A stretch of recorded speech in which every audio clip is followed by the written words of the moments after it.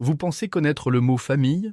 Attention, on ne parle pas seulement de ceux qui piquent la meilleure place sur le canapé ou qui vident le frigo en 2 minutes chrono.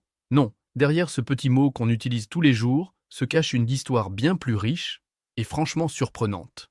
Alors accrochez-vous, parce qu'aujourd'hui, on plonge dans l'origine et l'évolution du mot famille.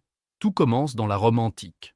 Le mot vient du latin familia, qui ne désignait pas seulement les parents, les enfants et la belle-mère envahissante, mais tout l'ensemble des personnes vivant sous le même toit. Et attention, ça comprenait aussi les esclaves. Oui, au départ, la familia, c'était plutôt une histoire d'organisation sociale que de repas de Noël. Avec le temps, le sens s'est adouci.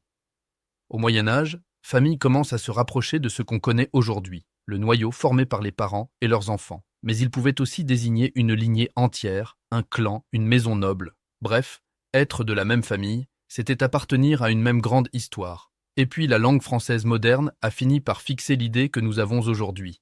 La famille comme groupe de personnes liées par le sang, le mariage ou parfois simplement par le cœur. Parce qu'on le sait bien, la famille, ce n'est pas toujours qu'une affaire de biologie. Alors finalement, famille, c'est bien plus qu'un simple mot. C'est un univers qui mélange histoire, héritage, amour et parfois un peu de chaos aussi. Parce qu'après tout, une famille sans dispute à table, est-ce que ça existe vraiment? Voilà, la prochaine fois que vous entendrez le mot famille, vous saurez qu'il porte en lui des siècles d'histoire et des tonnes d'émotions. Et si vous aimez découvrir l'origine des mots, abonnez-vous, parce qu'ici, c'est la grande famille des curieux de la langue française.